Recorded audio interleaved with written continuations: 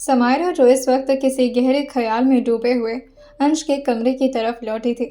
वो जैसे जैसे आगे बढ़ रही थी, अंश जो कि उसके अचानक ही सामने आकर खड़े हो गए थे, लेकिन अभी भी समायरा जो किसी दूसरी दुनिया में गायब सी लग रही थी, जैसे उसे तो अपने सामने कुछ नजर ही ना रहा हो। और वो जाकर के अंश के सीने से धड़ाक से टकराती है, जिससे उसका बैलेंस खोने लगा था। अंश उसका हाथ पकड़ते हुए कहते हैं, क्या बात है, कहीं गुम नजर आ रही हो? अंश जो कि उससे बड़े प्यार से बात पूछ रहे थे। समायरा जो अपने होश में वापस आकर अंश की तरफ देखती है और फिर धीरे से अपने चेहरे को नाम हिलाकर कहती है, नहीं, मैं तो यहीं पर हूँ। अंश उसके गाल को खींचते हुए कहते हैं, पर दिख तो नहीं रही हो मुझे यहाँ पर। कहाँ गई थी मुझे छोड़कर, और मुझे बताया भी नहीं? समायरा ये सुनकर कहती है, क्यों, कुछ पल के लिए आपसे दूर नहीं जा सकती? बस अनु के घर ही तो गई थी। अंशु अपने दोनों हाथों को समायरा के कंधे पर आराम से रखते हुए कहते हैं, अगर कहीं जाया करो तो मुझे बता दिया करो। वो तो मॉम ने बता दिया मुझे, वरना मैं तो परेशान हो जाता ना। अंश की इतनी प्यारी प्यारी बातों को सुनकर समायरा को बहुत अच्छा लग रहा था और वह स्माइल करते हुए कहती है, क्या वाकई अगर मैं थोड़ी देर के लिए आपसे दूर हो जाती हूँ तो आपको अच्छा नहीं लगता? तभी अंशु थोड़ा स्ट्रिक्ट होकर कहते हैं, ऐसा कुछ नहीं है, लेकिन पता तो होना चाहिए ना कि बीवी कहाँ पर गई है, पता चले कहीं इधर उधर। समायरा ये सुनकर कहती है, क्या मतलब है आपका? अंश दूसरी तरफ मुड़ गए थे ताकि समायरा खुद ही उनके सामने आकर के उनसे बातें करे, और अंश को तो बस बहाना चाहिए था। समायरा जो उनके सामने आकर कहती है, क्या बोलना चाह रहे थे आप? अंश अपना टाई उसके हाथ में थमाते हुए कहते हैं, पहले टाई बांधो, उसके बाद बताता हूँ। समायरा जो टाई को देखती है और फिर अंश की हाइट को, और फिर धीरे से अपनी हाइट को जैसे ही वो शीशे में देखी थी, वो अंश के हाथों में टाई थमाते हुए कहती है, मजाक मत बनाइए मेरा, आपको पता है मैं नहीं बांध पाऊंगी। अंश उसके हाथ में दोबारा से टाई पकड़ाते हुए कहते हैं, मैं सिखाऊंगा ना बांधने के लिए, चलो। समायरा को जैसे अपने करीब खींचते समायरा जो अपनी कमर से उनका हाथ हटाकर कहती है, आप क्यों नहीं समझ रहे? आपको पता है मैं आपके जितना लंबी नहीं हूँ, फिर भी मुझसे ये काम करने के लिए कह रहे हैं, कैसे जाएगा मेरा हाथ आपके गर्दन तक? अंश जो समायरा के चेहरे के हल्का करीब झुकते हुए कहते हैं, अगर हाथ नहीं जा रहा तो जुबान ट्राई करो, वो तो है ना तुम्हारी रेलवे ट्रैक जैसी लंबी, हो सकता है वहां से पहुंच जाता। समायरा ये सुनकर अंश से चिढ़ते हुए कहती है, आपको तो हमेशा मेरी जुबान ही खराब लगती है, अपनी हरकतों को देखा है कभी आपने? अर्जुन ने समझाया था समायरा को कि अब वही है जो अंश के दिमाग को बांट सकती है, और किसी भी तरीके से अंश के दिमाग को इधर उधर करना जरूरी था। समायरा जो ये जानती थी कि अंश जब उससे लड़ना शुरू करते हैं तो उनका ध्यान हमेशा समायरा की बातों पर होता है और कहीं नहीं, और समायरा जो पूरी कोशिश कर रही थी कि अंश का ध्यान वो कहीं और जाने ही ना दे। वो बार बार इसी तरह से थोड़ा देर लड़ती है, लेकिन तभी अंशु एक स्टूल ले आकर के उसको कमर से उठा करके धीरे से स्टूल पर खड़ा करते हुए कहते हैं, अब हो गई तुम्हारी हाइट लंबी, अब पहनाओ मुझे। उस हाइट पर जाने के बाद समायरा जो अंश से हल्का सा लंबी हो गई थी क्योंकि स्टूल थोड़ा ज्यादा ऊंचा था। तभी समायरा जो चिढ़ाते हुए कहती है, देखा, मेरी भी हाइट आपसे लंबी हो गई, अब आपको भी ऐसे ही मुंडी उठा उठा कर मुझसे बात करनी पड़ेगी। अब तो जब आपसे बात करूंगी या तो कभी बेड पर चढ़ जाऊंगी, या तो कभी चेयर पर, या तो कभी सोफा पर नीचे खड़े होकर क्या बात करती हूँ, बड़ा गुस्सा सा लगता है मुझे। आप भी मन में सोचते होंगे क्या छोटी बच्ची मिल गई है। आज उसकी बातों को सुनकर कहते हैं, आजकल कुछ ज्यादा ही नहीं बोलने लगी हो तुम, और जहां तक बात रही तुम्हारे छोटी हाइट की, तो वैसे भी तुम्हारे सामने सुर झुकाकर बात करने का मजा ही कुछ और होता है। आज वो बस हल्का सा स्माइल कर रहे थे, जिसे देखकर समायरा जो सुकून से कहती हैं, ऐसे ही हंसते रहा करिए, अच्छे लगते हैं हंसते हुए। समायरा का गाल हल्का सा अंश खींचते हुए कहते हैं, तुम भी ऐसे ही हंसती रहा करो, अच्छी लगती हो हंसते हुए, लेकिन ज्यादा तेज मत हंसा करो, कुछ चुड़ैलों वाली वाइब आती है तुमसे। समायरा जो काफी गुस्से में अंश के सीने पर मारते हुए कहती है, हाँ, अपना सुधरेंगे नहीं कभी, हमेशा बस मुझे, आपको पता है आप क्या है? अंश कहते हैं, मॉन्स्टर। और अंश को बचपन की वो समायरा याद आ गई थी। बचपन में समायरा अपनी माँ से पूछने के लिए गई थी और फिर अंश को ये निकनेम दी थी। तभी समायरा चिल्लाकर कहती है, आपको पता है आप मैगी है, मैगी। इसका लॉजिक अंश को समझ नहीं आया था और वो अपनी एक पाँव में चढ़ाकर कहते हैं, मैगी क्यों? समायरा जो अंश की तरफ घूरते हुए कहती है, क्योंकि 2 मिनट में आपको गुस्सा आ जाता है, 2 मिनट में आपको प्यार आ जाता है, 2 मिनट में आप मुझसे झगड़ा करने लगते हैं, और 2 मिनट में आपको मेरी फिक्र होने लगती है। अंश तभी उसके कमर को जोर से ग्रैब करते हुए उसे अपनी गोद में उठा करके धीरे से नीचे की तरफ खड़ा करते हुए अभी भी उसको उसी तरह अपनी बाहों में जकड़े हुए कहते हैं, फिक्र हमेशा रहती है तुम्हारी, प्यार तुम पर मुझे आज तक वैसे तो आया है नहीं, जिस दिन आएगा उस दिन बता दूंगा। समायरा धीरे से पूछती है, तो आप मुझसे प्यार नहीं करते? शायद इस सवाल का जवाब तो अंश के पास खुद भी नहीं था, और वो धीरे से समायरा को छोड़ते हुए कहते हैं, मेरा कोट लेकर आओ, मैं लेट हो रहा हूँ। कोट पहनने के बाद जिसमें समायरा ने उनकी मदद की थी, वो एक बार समायरा की तरफ देखते हैं जो कि जाकर के शांति से अब बेड पर बैठ चुकी थी। वैसे भी उसके पास यहाँ पर कोई काम नहीं था। अंश उसकी तरफ एक बार देखते हैं और फिर धीरे से कहते हैं, जा रहा हूँ मैं। उन्होंने अपने हाथ में अपना फ़ोन भी ले लिया था। समायरा जो धीरे से कहती है, ठीक है। अंश दोबारा से जाते जाते समायरा की तरफ मुड़कर कहते हैं, मैं सच में जा रहा हूँ। समायरा को समझ नहीं आ रहा था कि आखिर अंश चाहते क्या उससे। वो फिर से अपने सर को हल्का सा टल करते हुए कहती है, हाँ ठीक है, जाइए।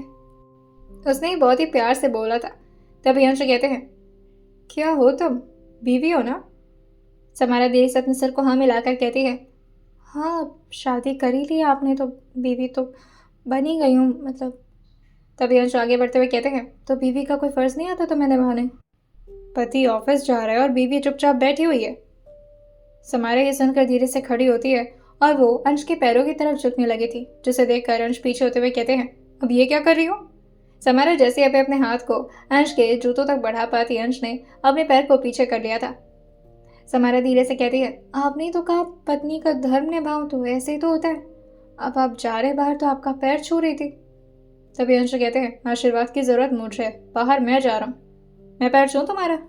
समायरा ऐसे ही अंश ने ये मजाक में बोल करके अपने हाथ को उसके पैर की तरफ आगे बढ़ाया था। समायरा कूद कर बेड पर चढ़ते हुए अपनी साड़ी को उठाकर कहती है, खबरदार जो मेरा पैर छुआ तो।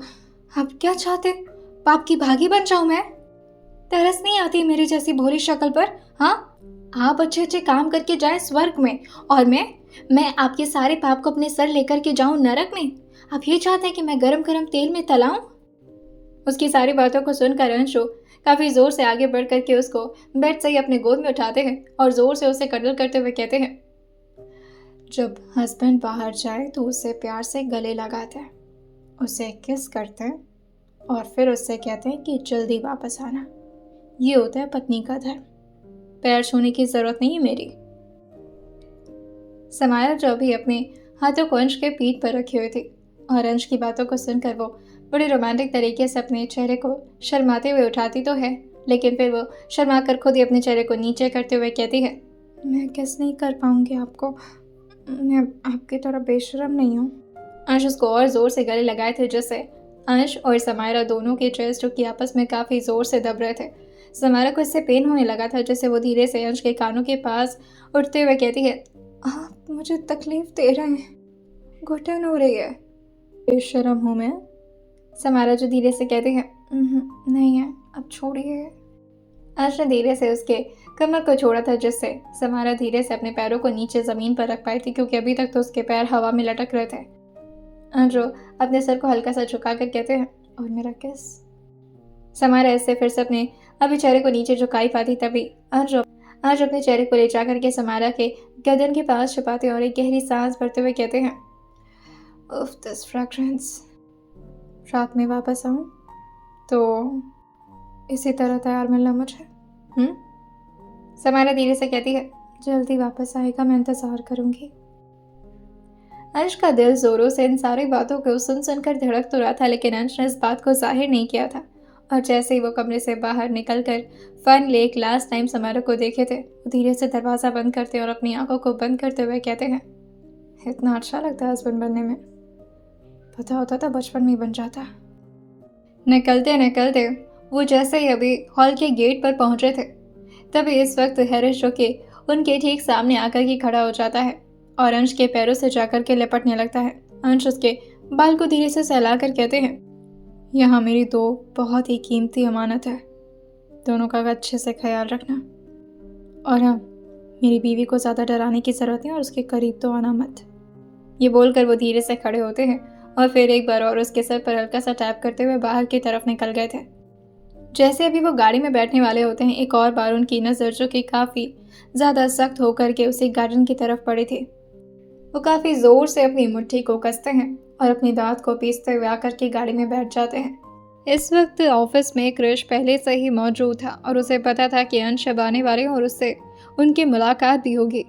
वो समझ नहीं पा रहा था कि वो कैसे बचेगा आज अंश मल्होत्रा के गुस्से से, क्योंकि बाहर कैमरा न लगवाने की वजह से अंश के हाथों कुछ बहुत इंपॉर्टेंट चीज़ मिस हो गई है। इस बारे में सोच सोच करके क्रिश अपने केबिन में कभी इधर तो कभी उधर बस भागे ही जा रहा था।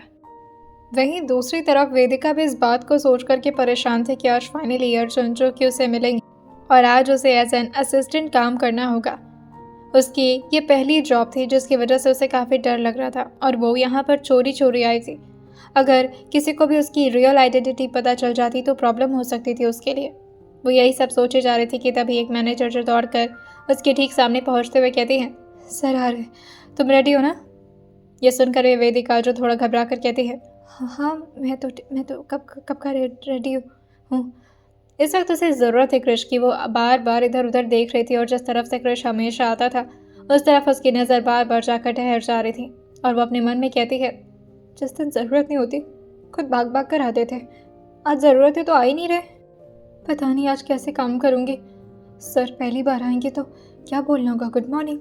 हाँ गुड मॉर्निंग ही बोलूँगी, अपना इंट्रोडक्शन दूँगी। और वेदिका कुमारी बोलना है, हाँ याद रखना वेदिका। तब तक अर्जुन के साथ साथ कुछ एम्प्लॉयज़ जो कि अपने हाथ में कुछ फाइल्स पकड़े हुए उनकी रफ्तार को मैच करते हुए दौड़ते हुए आगे की तरफ बढ़ रहे थे। वेदिका जैसे अर्जुन को आता हुआ देखती है वो भी उनके साथ साथ पीछे पीछे आना शुरू कर दी थी।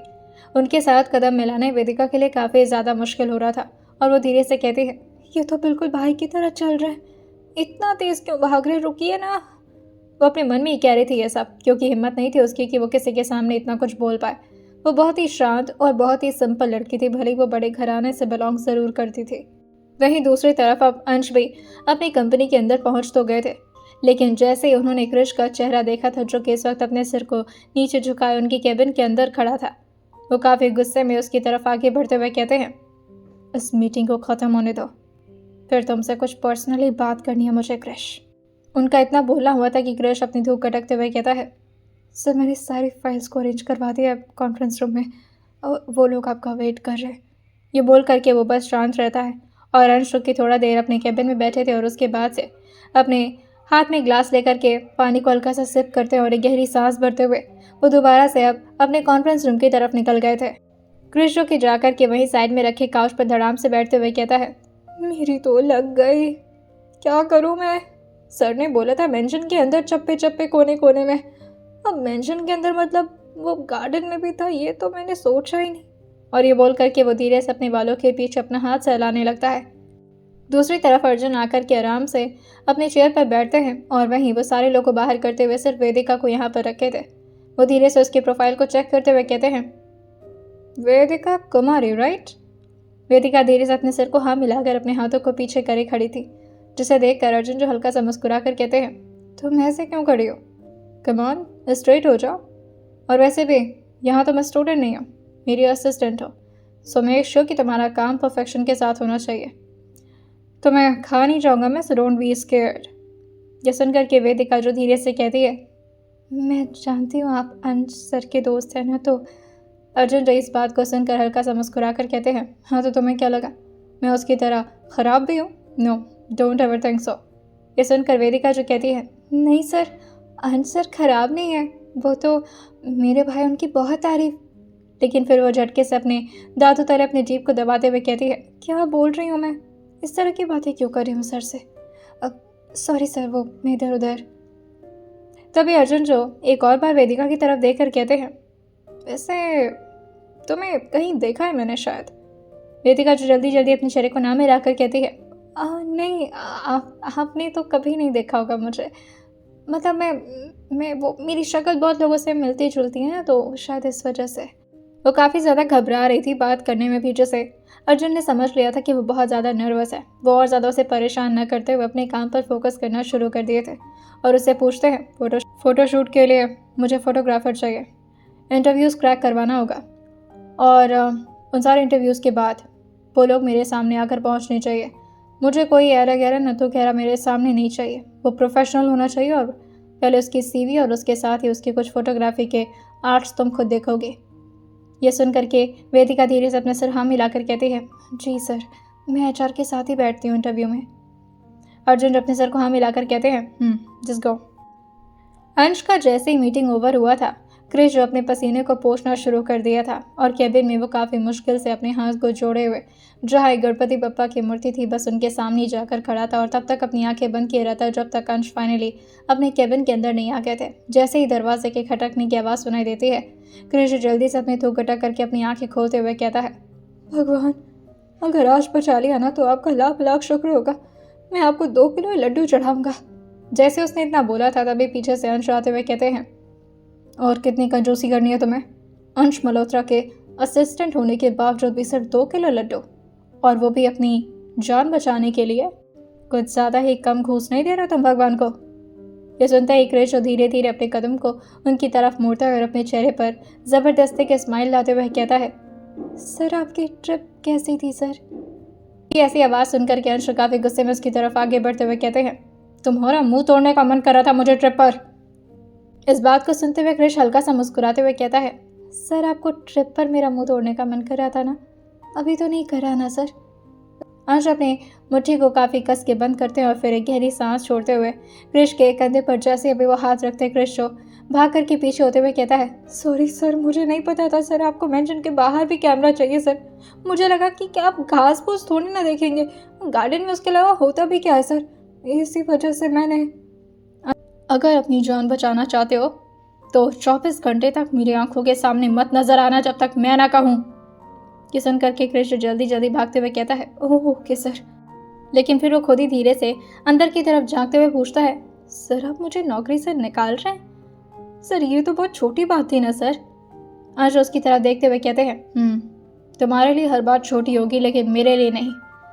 अगर वहाँ कैमरा लगा होता तो तुषार को वहाँ होने की ज़रूरत नहीं पड़ती, और तुषार के होने की वजह से उन लोगों का प्लान कैंसिल हो गया, वरना उस कैमरे के थ्रू वो लोग रंगे हाथों पकड़े जाते। वो कुछ तो ऐसा करना चाह रहे थे जो मुझसे छुप कर ही किया जा सकता था। बट डोंट वरी, किसी भी हालत में मैं पता तो लगवा ही लूँगा। तभी कृष्ण कहता है, सर मेरे जान पहचान में एक बंदा है जिसके पास ऐसी मशीन है जो कि ज़मीन के अंदर हाँ वो गोल्ड माइनिंग का काम करवाता है ना सर, तो उसके पास ऐसी मशीन है सर। अब उनका नाम। तभी अंशु कहते हैं, मुझे उसके नाम पता से मतलब नहीं है, मशीन, उस मशीन से मतलब है मुझे।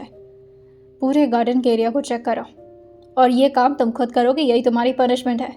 ये सुनकर के क्रिश भाग कर अंश के सामने आकर के अपना सिर बहुत ही प्यार से झुकाते हुए कहता है, मतलब अब मैं आपको 24 घंटे में नजर आऊँगा तो आपको कोई प्रॉब्लम तो नहीं है ना सर? उसने ये जैसे ही हल्का सा स्माइल करके बोला था, अंशु कहते हैं, अगर उस ज़मीन के अंदर कुछ भी हुआ क्रिश कहता है, सर मैं पहले चेक कर लेता हूँ उसके बाद से बताता हूँ। ये बोलकर वह अंश की पूरी बात सुनने की भी हिम्मत नहीं कर पाता और जल्दी से वहां से भाग गया था। क्रिश जो अंश के केबिन से बाहर निकलते ही अपने फ़ोन में चौधरी का नंबर ढूंढने लगा था। ये वही चौधरी थे जो कि वीरांशु को उनके सारे कामों में असिस्ट किया करते थे।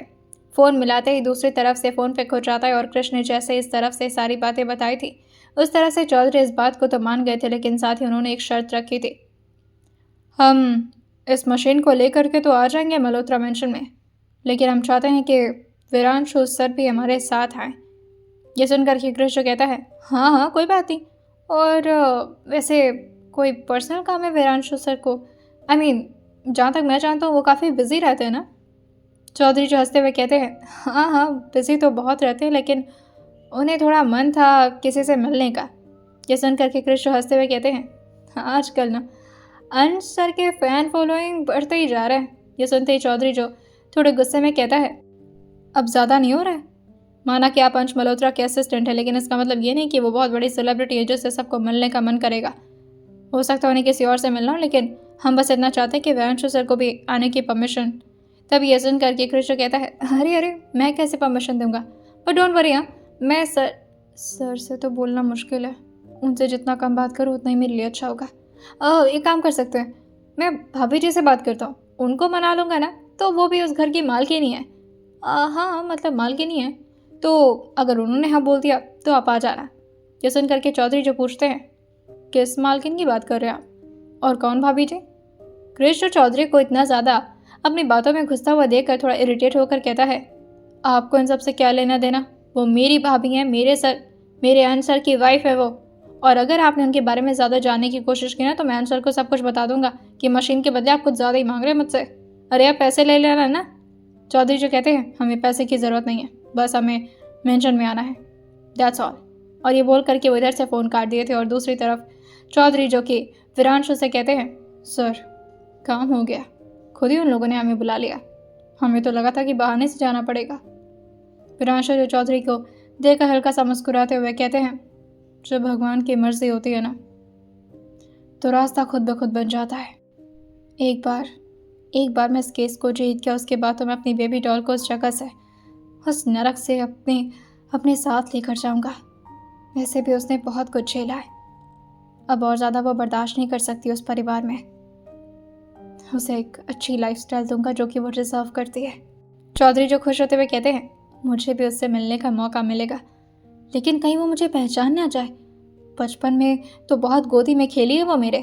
विरांशु जो हंसकर चौधरी की तरफ देखकर कहते हैं जब बड़ा हुआ और अचानक से आप मेरे सामने हैं तो मैं खुद आपको पहचान नहीं पाया था, फिर वो कहाँ से पहचान पाएगी। जहाँ तक मुझे लगता है इसकी आशा कम है, और अगर उसे हल्के फुल्के पहचान मिल भी जाती है तो क्या हुआ, बहुत जल्द उसे हमारे साथ ही तो चलना है ना। जितना जल्द से जल्द उसे विश्वास हो जाए कि हम उसके लिए जिंदा हैं अभी, उसके लिए भी अच्छा होगा और हमारे लिए भी। चौधरी जो अंश की एक फाइल ले जाकर के विरांशु के सामने रखते हुए कहता है आपने इस फाइल को 5-6 बार तो पढ़ लिया, लेकिन मैं सोच रहा हूँ 1-2 बार और पढ़ लें। ये सुनकर विरांशु जो एक बार फाइल की तरफ देखे थे और फिर चौधरी की तरफ देखकर पूछते हैं और इसकी क्या ज़रूरत है। चौधरी धीरे से मुस्कुरा कर कहते हैं जिस इंसान से आप मिलने जा रहे हैं और जिसके घर पर आप जा रहे हैं साइको हैं वो, और साइकोपैथ को समझना बहुत मुश्किल होता है। बहुत सारे साइंटिस्ट रिसर्च करते करते थक गए ऐसे लोगों पर, बहुत मुश्किल है उनको समझना, उनका केस भी बहुत कॉम्प्लेक्स है। बचपन से आप जिस तरह से रहे हैं आपको किसी के सामने दबने या झुकने की आदत नहीं है विरांशु साहब, लेकिन हम चाहते हैं कि इस बार आप अपनी बेबी डॉल के लिए थोड़ा सा बर्दाश्त कर लेना, उनके सामने ज़्यादा बोलेंगे तो खामखा। विरांशु जो काफ़ी ज़ोर से अपने हाथ को टेबल पर मारते हैं और फाइल को एक झटके में नीचे की तरफ फेंक करके खड़े होकर कहते हैं आप मेरी साइड में चौधरी साहब या फिर उनकी साइड पर? बेबी डॉल तो मेरी है और हमेशा मेरी ही रहेगी। और जहाँ तक बात रही उस अंश की, तो अभी वो बोल ही रहते कि तभी बीच में ही चौधरी उनको इंटरप्ट करते हुए कहते हैं क्योंकि अंश मल्होत्रा अपनी चीज़ों को लेकर बहुत ही ज़्यादा सख्त है। विरांशु जो चौधरी की तरफ देखकर कहते हैं अंश चाहे कोई भी हो मुझे इस बात से फ़र्क नहीं पड़ता, मुझे फ़र्क पड़ता है तो सिर्फ इस बात से कि वो वही खून है जिसने हम सबकी ज़िंदगी बर्बाद कर दी, मेरे माँ बाप की ज़िंदगी बर्बाद कर दी, उसी खानदान का बेटा है ना वो। जब बेबी डॉल को पता चलेगा कि उसके माँ बाप, तभी चौधरी जो विरांशु के कंधे पर हाथ रखते हुए कहते हैं आप परेशान मत होइए, हम चल रहे हैं ना उनसे मिलने। विरांशु जो कहते हैं मेरा दिल कर रहा है ना, मेरा दिल कर रहा है कि मैं जा कर के उसे सब कुछ बता दूँ और उसे समझा दूँ कि हम लोग आ गए उसको वापस अपने साथ लेकर जाने के लिए, उसे और ज़्यादा अपने ज़िंदगी में तकलीफ़ झेलने की ज़रूरत नहीं है, लेकिन मैं ऐसा कुछ नहीं कह पाऊँगा ना। चौधरी जो विरांशु को धीरे से अपने गले से लगाकर कहते हैं आप शांत हो जाइए और बिल्कुल भावुक होने की ज़रूरत नहीं है, हम वहाँ पर बिजनेस डील के पर्पज़ से जा रहे हैं और उम्मीद करते हैं कि आप इस बात को समझेंगे। इमोशनल होकर काम करने से काम बिगड़ जाता है। विरांशु अपने सिर को सीरियसली हाँ मिलाकर कहते हैं बिल्कुल, किसी भी हालत में मैं अपनी बेबी डॉल को कुछ नहीं होने दूंगा। आप ख्याल रखिए और उसके ऊपर हमेशा नज़र टिकाए रखिए, और हाँ उसके लिए कोई तोहफ़ा भी खरीद लीजिए या फिर रहने दीजिए, तोहफ़ा तो मैं उसके लिए खुद खरीदूंगा, मुझे पता है उसे क्या पसंद है।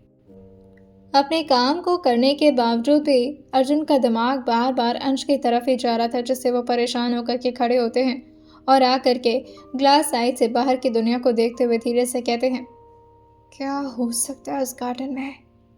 एक तरफ अंश के दिमाग में यही चल रहा था और दूसरी तरफ अर्जुन के भी।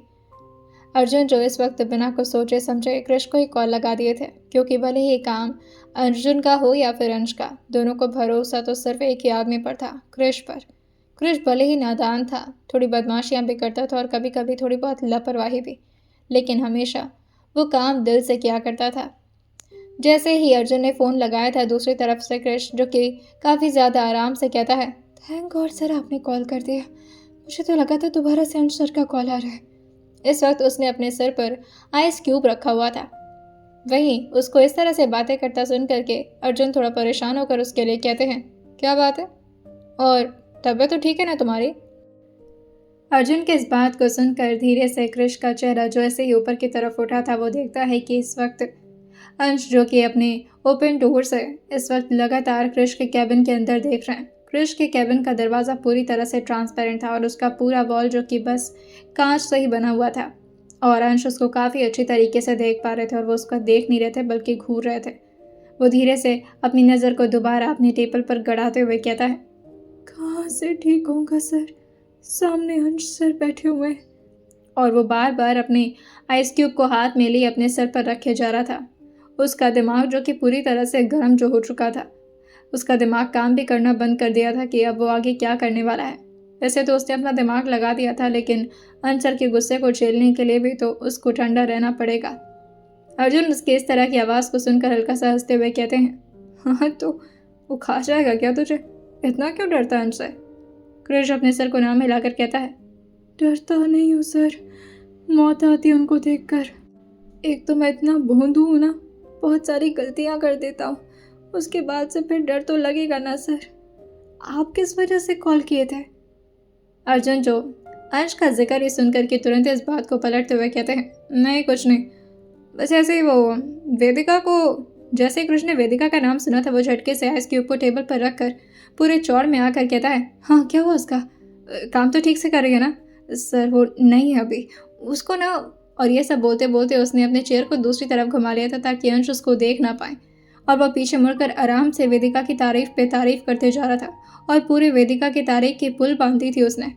अर्जुन जो उसको रोकते हुए कहते हैं, बस बस बस कितना बोलता है? हाँ ठीक है, वेदिका के तेरी बहन लगती है, इतनी क्यों तारीफदारी कर रहा है उसकी? जैसे ही कृष्ण ने ये सुना था वो थोड़े झटके से उठकर खड़े होकर कहता है, अरे अब बहन की तारीफ कर सकता है क्या कोई इंसान? ऐसे भी कुछ चीज़ होती है, मतलब दोस्त जैसी है ना मेरी सर। यह सुनकर के अर्जुन जो कहते हैं, कृष दोस्त? वैसे मेरे एब्सेंस में बिना मेरे परमिशन के तूने मेरी असिस्टेंट को चूज़ कर लिया, एचआर को फोर्स किया कि वेदिका को किसी भी हालत में नौकरी मिल जानी चाहिए। मामला कुछ ठीक नहीं लग रहा है मुझे। तेरे रिलेटिव है, कज़न है, बहन है या फिर? कृष्ण कहता है, हाँ वो या फिर वाले ऑप्शन में रखिए उसको। अब कैसे खुद से बताऊँ, लेकिन धीरे धीरे अब मतलब अभी ऐसा कुछ है नहीं सर, अगर हुआ ना तो सबसे पहले आपको ही बताऊँगा। ये सुनकर अर्जुन जो कहते हैं, और अंश को? उनको ना ही पता चले तो ही बेहतर है मेरे लव लाइफ के लिए। अर्जुन जो फ़ोन रखते हुए कहते हैं, चलो ठीक है, मैं देखता हूँ, कुछ काम है मुझे, उसके बाद से जो बात करनी थी वो मैं बाद में करूँगा। अभी तुम अपना ख्याल रखो और अंश का भी। ये बोलकर उन्होंने फ़ोन को कट कर दिया था। कृष वेदिका के नाम से काफ़ी खुश हो गया था और अपने चेहरे पर बड़ी से स्माइल लिए जैसे ही वो पीछे की तरफ घूमा था, दोबारा से अंश की शक्ल को देखकर वो जाकर अपने आइस क्यूब को उठाता है और अपने सर पर रखना शुरू कर देता है। अंश का भी मन यहाँ पर लग नहीं रहा था। उनके दिमाग में बहुत सारे इस वक्त कन्फ्यूजन्स चल रहे थे और साथ ही काफ़ी ज़्यादा परेशानियाँ भी। तभी उनकी माँ का कॉल उनके फ़ोन पर आता है, जो कि ये पूछ रही थी कि खाना वो खुद वहीं पर खा लेंगे या फिर यहाँ से समारा से भिजवा दिया जाए। अंश जो अपनी मॉम से कहते हैं, आप उसे कुछ बताइएगा मत, थोड़ी देर में मैं खुद आऊँगा वहाँ पर। शालिनी जी सुनकर कहती हैं, क्या बात है, रहा नहीं जा रहे बच्चे ऑफिस में? वैसे भी शालिनी जी ने कल थोड़ा बहुत तो अंश और समारा के बीच के हो रहे उस रोमांस को सुन लिया था। वहीं अंश कहते हैं, अब ऐसी भी बात नहीं है मॉम, क्या करती हैं आप? मुझे घर पर कुछ काम था बस इस वजह से। तभी शालिनी जी जो कहती हैं, वैसे भी उसका भी मन नहीं लग रहा था। जैसे अंश ने ये सुना था वो थोड़ा खुश होकर, थोड़ा और क्यूरियस होकर पूछते हैं, अब क्यों, ऐसा क्या कहा उसने? शालिनी जी जो अंश से कहती हैं, फ़ोन दिलवा दो उसको, फिर आराम से बैठ कर के गप चढ़ा के लगाना तुम दोनों। यहाँ पर उसका मन नहीं लग रहा है, वो भी चैन फिर रही है, वहाँ पर जहाँ तक मुझे लगता है तुम्हारा भी मन नहीं लग रहा होगा। अंश अपने बालों पर हाथ फेरते हुए कहते हैं, नहीं मैं तो काम कर रहा था, काफ़ी फोकस्ड हूँ मैं, और आपको पता है ना कोई भी चीज़ मुझे डिस्ट्रैक्ट नहीं कर सकती। शालिनी जी कहती हैं, वो तो मुझे पता ही है, कल देखा था मैंने कमरे में। ये सुनकर अंश कहते हैं, माँ आप क्यों परेशान कर रही हैं मुझे, फ़ोन रख रहा हूँ मैं, और हाँ उसे कुछ मत बताइएगा। अर्जुन जो अपने कैबिन में वेदिका को बुलाते हैं, वो कुछ काम की वजह से इस वक्त जहाँ इंटरव्यू हो रहा था वहाँ पर बैठी हुई थी। वेदिका को जैसे ही बुलाया जाता है वो थोड़ा घबराते हुए अर्जुन के केबिन के अंदर आई थी। उसको हमेशा इस तरह से परेशान देखकर अर्जुन जो पहले तो उससे पूछते हैं, तो तुम्हारी प्रॉब्लम क्या है? मुझे अंश मल्होत्रा समझने की गलती मत करना। मैं बहुत ही रिलैक्स वे में काम करता हूँ और मैं चाहता हूँ कि मेरे एम्प्लॉय का भी दिमाग हल्का रहे। और तुम तो मेरी असिस्टेंट हो, राइट? वेदिका ये सुन करके थोड़ा कॉन्फिडेंट होते हुए कहती है, यस सर, वो पहला दिन आपके साथ तो। अर्जुन इस बात पर थोड़ा इतराते हुए कहते हैं, हाँ मुझे पता है मेरे सामने लड़कियां घबरा जाती हैं। अब हंसती होना कोई इतना भी बड़ा गुनाह नहीं है, so please don't make it a flaw. यह सुनकर वेदिका को हल्की सी हंसी आ गई थी और पहली बार जाकर के वो थोड़ा कंफर्टेबल हो रही थी अर्जुन के साथ। अर्जुन जो उसको आराम से बिठाते हुए कहते हैं, बैठो, और तुमसे मुझे एक काम था। अर्जुन जो ड्रॉअर से एक कार्ड निकाल करके वेदिका की तरफ आगे बढ़ा कर कहते हैं, इस कार्ड पर जो नंबर दिया उस पर कॉल करो और हो सके तो 3 बजे तक मेरी इनके साथ मीटिंग फिक्स करवाओ। नाम विरांशु होगा और हाँ, अर्जुन कपूर का नाम लेना। वो वक्त निकाल लेंगे। वेदिका धीरे से खड़े होकर कहती है, ओके सर। वहीं अर्जुन जो उसको रोकते हुए कहते हैं, और हाँ, ज़रा इस ग्रुप के बारे में थोड़ा जानने की कोशिश भी करो। Actually I am not that much aware of this group. क्या कंपनी का काम है और एक्चुअल में इनका बिजनेस कहाँ I just want complete details for this. Vedika ने बस इस बात पर भी सर हाँ में हिला दिया था और अब वो थोड़ा सा रिलैक्स महसूस कर रही थी क्योंकि उसके बॉस जो इतने अच्छे उसे मिले थे। बिल्कुल क्रिश के दिमाग की तरह अर्जुन का भी दिमाग चला था। अगर गोल्ड माइनिंग का काम करने वाली कोई कंपनी है तो उसके पास ऐसी मशीन ज़रूर होगी जो कि ज़मीन के अंदर की चीज़ों के बारे में स्कैन कर सके, और इसी वजह से उन्होंने विरांशु के बारे में डिटेल्स निकालने के लिए वेदिका से कहा था और उनके साथ एक मीटिंग फिक्स करवाना चाह रहे थे अर्जुन। जैसे ही अंश अपने केबिन से उठ करके बाहर की तरफ निकले थे, इधर से क्रिश खड़े होकर के बाहर की तरफ तब तक झांकता रहता है जब तक अंश लिफ्ट में नहीं चले गए थे, और फिर वो धीरे से दिल पर हाथ रखते हुए कहता है, चलो थोड़ी देर के लिए तो मुझे सांस आएगी। और वो जल्दी से जाकर के अपनी बालकनी साइड एरिया में खड़ा हो गया था, जहाँ पर लगभग 10 मिनट के अंदर ही अंश अपनी गाड़ी में बैठ करके वहाँ से निकल गए थे। और ये सोच करके वो खुश होते हुए कहता है, पता नहीं सर कहाँ गए, लेकिन जहाँ भी गए, 1 मिनट, अगर सर गए तो किसी को इन्फॉर्म क्यों नहीं किया उन्होंने? और वो तुरंत ही कुछ बॉडीगार्ड्स को इन्फॉर्म कर देता है कि वो अंश की गाड़ी के पीछे पीछे लग जाए। अंश अपना ख्याल रखे ना रखे, क्रिश का तो ये फर्ज बनता था कि वो हमेशा उनके हर एक छोटी से छोटी चीज़ों का भी ख्याल रखे। जब अंश पुणे वाले मेंशन में रहते थे, क्रिश भी कभी कभी उनके साथ ही रुक जाया करता था और उनके सुबह से लेकर के रात तक की जो भी डाइटिंग थी उसका ख्याल क्रिश ही रखा करता था। उनके मेडिकेशन से लेकर के उनकी हर एक छोटी से छोटी चीज़ों का ध्यान रखना क्रिश का ही काम होता था। इस तरफ जहाँ समायरा अकेले बोर होते हुए कभी हरीश के साथ बातें करती, लेकिन रह रह करके उसे हरीश से डर भी लग रहा था, तो कभी वो इधर उधर जा करके टहलना शुरू कर देती। वहीं गायत्री जी जो कि इस वक्त अनु के साथ बालकनी में बैठी बातें कर रही थी, और इस तरह से समायरा को इधर उधर बेचैन देख करके वो धीरे से कहती हैं, क्या हुआ उससे? बात हुई है क्या आज? अनु जो उसी तरफ देख कर कहती है, पता नहीं, शायद परेशान लग रही है, मैं ज़रा देख कर आती हूँ उसे। वो भी अब समायरा के पास चली गई थी। बाहर समायरा जो कि हैरिश के साथ बस बैठी हुई थी और हैरिश जो कि आराम से दूसरी तरफ देख करके अपने बदन पर धूप ले रहा था। वैसे भी मौसम यहाँ का कुछ ठंडा ठंडा लग रहा था, जिसकी वजह से समायरा को धूप अच्छी लग रही थी और साथ ही हैरिश को भी। जैसे ही हैरिश गार्डन में आ रहा था, बार बार उसकी नज़र एक तरफ जा कर के ठहर जा रही थी और उधर समायरा जो कि उसे जाने नहीं दे रही थी, क्योंकि वो काफ़ी ज़्यादा कोपचे वाला इलाका था और अगर वो वहाँ पर जाती तो अंश के दिखाए हुए उसी लाश के बारे में उसे दोबारा याद आने लगता। वो जैसे भी बैकयार्ड की तरफ भागने की कोशिश करता, जो जोर से चिल्लाते हुए कहती है, ओह हरीश के बच्चे इधर आओ। अनु की एक आवाज़ पर ही तुरंत हरीश जो कि मुड़ करके अनु के पास आकर खड़ा हो गया था। समायरा जो कहती है, कितने आराम से तुम्हारी बात मान ली उसने, मैं तो कब से मना कर रही थी, मत जाओ, मुझे उसका चेन पकड़ना पड़ रहा था बार बार। अनु जो हरीश को अपने साथ ले आकर के समायरा के बगल में बैठते हुए कहती, मानेंगे कैसे नहीं महाराज, वैसे भी मेरे अंश भाई के फेवरेट डॉगी जो हैं।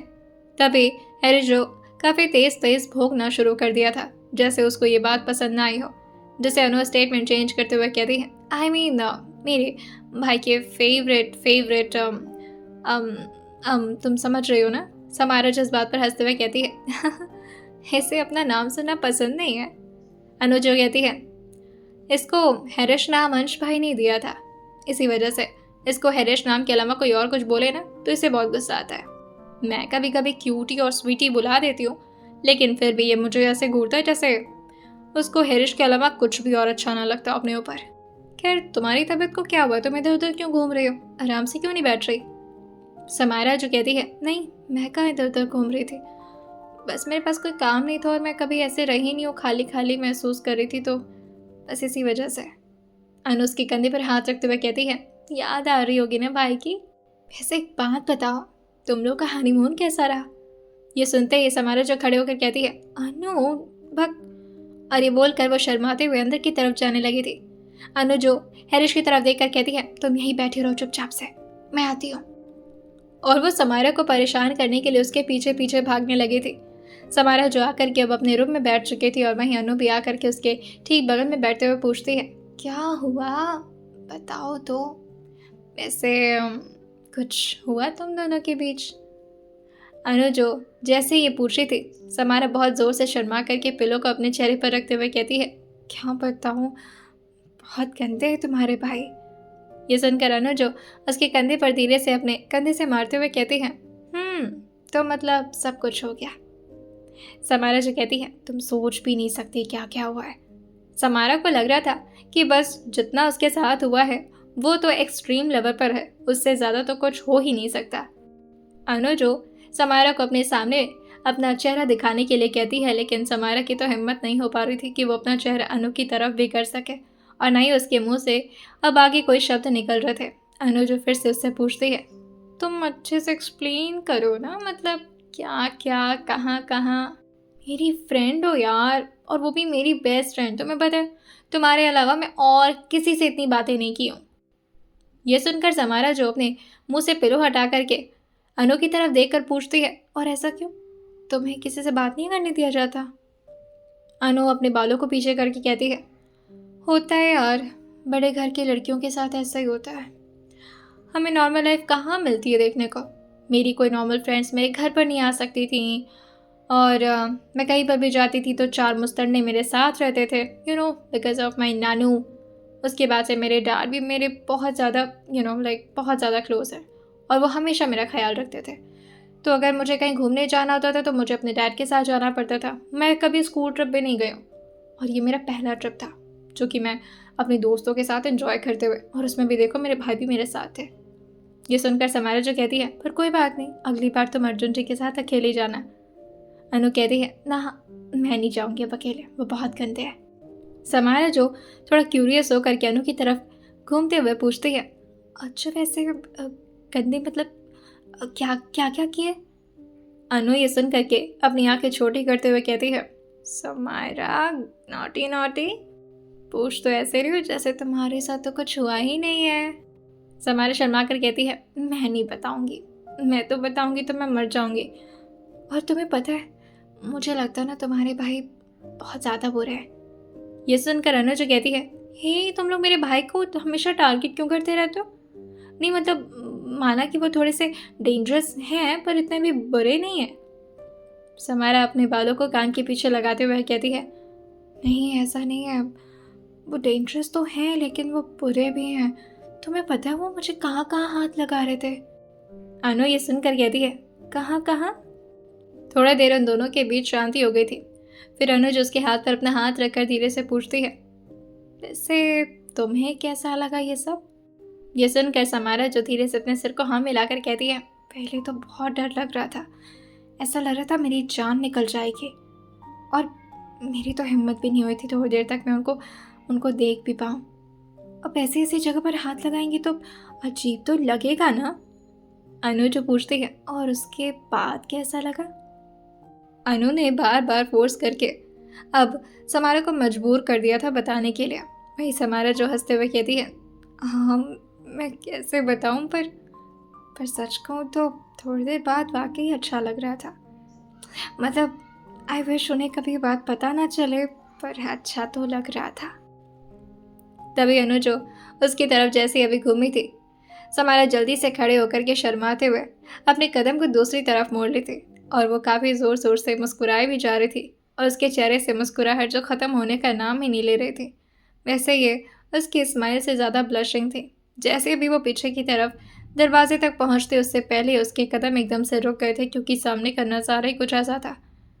वो अपने दिल पर जोर से हाथ रख लेती और बस एक जगह पर ऐसे खड़ी हो गई थी जैसे वो इंसान नहीं बल्कि कोई स्टैचू हो। और उसको इस तरह घबराए और शांत खड़ा देख करके अनु भी खड़ी हो जाती है। उसकी आंखें बस एक जगह पर टिकी हुई थीं और वो था दरवाज़ा। अनु जो बार बार उसको हिलाते हुए कहती है, समायरा, समायरा, समायरा तुम ठीक हो? समायरा जो धीरे से अपने मन में ही कहती है, ये वाकई राक्षस हैं क्या? हाँ, कहाँ से प्रकट हो गए?